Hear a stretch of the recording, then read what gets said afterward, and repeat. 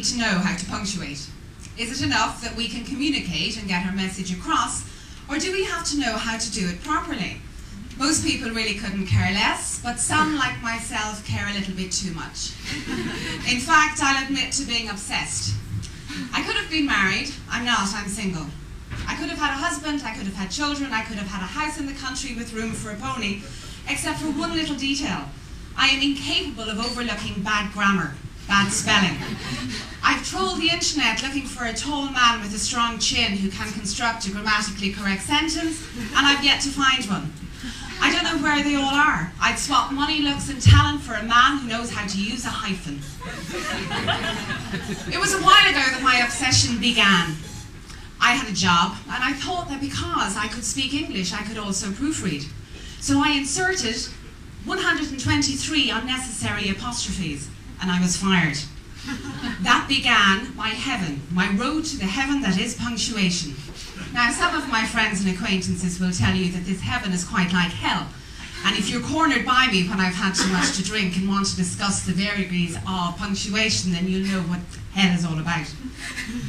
The punctuation mark arrived in 200 BC. A Greek philosopher developed this system, and it has now become what we use today as the comma. It's an amazing little thing. When we're speaking, we use it naturally. We seem to know where to put the pause. It comes to us, it's intuitive. But when we start writing or typing, we stop listening to ourselves, and that's when we get into trouble. A comma, although very, very small, if you put it in the wrong place, can totally change the text. These commas would tell you that me without my man, I'm nothing. Now that is not a particularly nice message. But if I were to swap one for a colon and move another one around, it becomes an entirely different message with exactly the same words.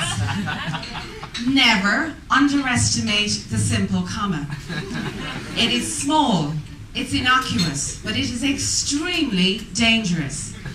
We, as English speakers, have a responsibility to place this comma correctly, and that is a huge responsibility. You might think I'm joking, but let's look at a more serious thing like religion. The Protestants have put a comma right here, and they're telling us that our Lord on the cross said to the thief beside him, "Today, my man, today you will be with me in heaven." The Catholics came along, and they moved that comma a couple of spaces and introduced the whole concept of purgatory. Now, we're still going to go to heaven, but just not today. All of this hinges on a comma. Why is a comma needed in this sentence? Some would say it's not needed at all. But the humorist James Thurber tells us that the comma here gives the men time to push back their chairs and rise gently from the table. It serves its purpose. Now, amongst those of us who are converted grammaphobes, we have a little war going on between those who appreciate the serial comma and those who don't. The basic issue is, in a list of 3 or 4 or more items, do you put a comma before the and? I say yes, always. Tom, Dick, Harry and George are all men in their own right. And why should we lump poor Harry and George together just for want of a comma? It's not right, I tell you, it's just not fair. Now, I lost a job over 123 badly placed apostrophes, and I hold it against the general population today. If you're sending me a Christmas card, make sure you know the difference between yours and yours. Most modern day speakers of the English language only know punctuation to form emoticons. I find this extremely disturbing. We have no longer the words to express our feelings. Instead, we draw these stupid dashes. Technology is killing us. It's making us lazy.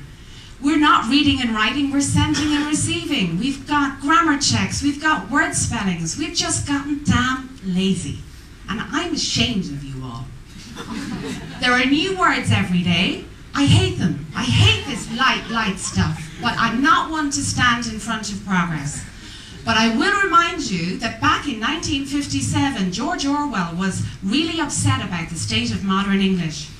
And he says that it's full of bad habits, and I agree with him. So I urge you tonight, ladies and gentlemen, let's make a difference. Let's bring back a little common sense.